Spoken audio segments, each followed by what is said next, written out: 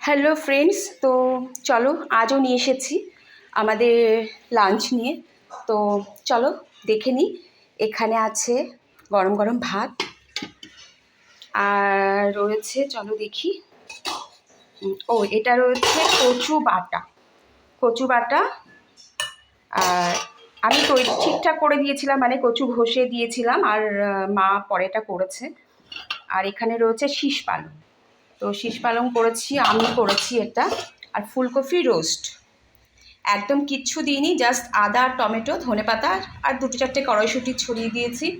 তো একদম মানে সিম্পলভাবে করেছি, একটু তেলটা সামান্য বেশি লাগে, রোস্ট তো।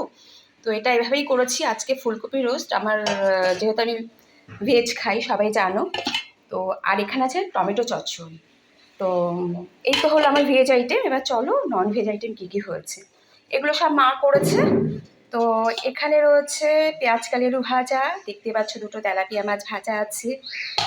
আর এখানে রয়েছে কাঁচকলা দিয়ে আলু দিয়ে মাছের ঝোল, ঠিক আছে।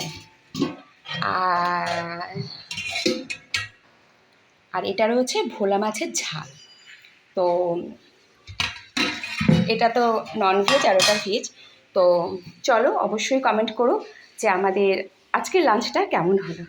তো টাটা।